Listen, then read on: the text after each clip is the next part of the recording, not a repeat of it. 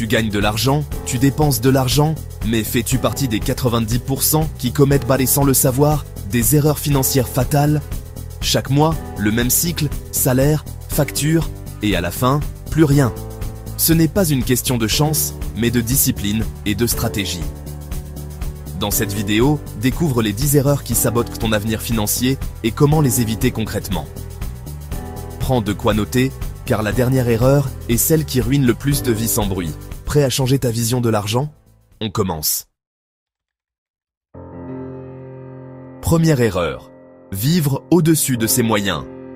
À chaque augmentation, on augmente son train de vie au lieu d'épargner. Résultat, l'inflation du style de vie et bientôt l'endettement. Pour éviter ce piège, applique la règle 50-30-20.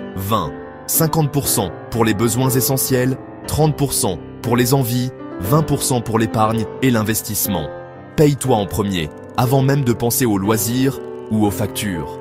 Ce système t'oblige à vivre en dessous de tes moyens et à bâtir ta richesse automatiquement. C'est la clé pour sortir du cercle vicieux de l'endettement. Commence dès aujourd'hui à structurer ton budget. Deuxième erreur, ne pas avoir de fonds d'urgence. Les imprévus arrivent toujours. Panne, perte d'emploi, soucis de santé. Sans matelas de sécurité, tu t'endettes ou tu sacrifies tes investissements. Objectif, 3 à 6 mois de dépenses essentielles de côté, sur un compte séparé. Commence petit, automatise un virement chaque mois, même 20 €. Célèbre chaque palier atteint, puis vise plus haut. Ce fonds t'apporte une tranquillité d'esprit inestimable. C'est la base de ta sécurité financière. Troisième erreur, confondre besoin et envie. Un besoin, c'est vital. Une envie, c'est du plaisir. La société brouille cette frontière pour te pousser à consommer. Avant chaque achat, pose-toi la question. Est-ce un besoin ou une envie? Utilise la règle des 48 heures. Attends avant d'acheter. L'envie passera souvent. Prends l'habitude de faire des choix conscients, pas impulsifs. Investis dans ce qui t'enrichit vraiment, pas dans l'accumulation d'objets. Distingue l'essentiel du superflu pour garder le contrôle. Sixième erreur, ne dépendre que d'un seul revenu, souvent le salaire. Un imprévu et tout s'effondre. Diversifie, crée des petits revenus complémentaires, même modestes au début. Écris un e-book, lance une micro-activité, investis dans l'immobilier ou en ligne. L'objectif, bâtir plusieurs piliers pour ta sécurité financière. Commence petit, mais commence maintenant.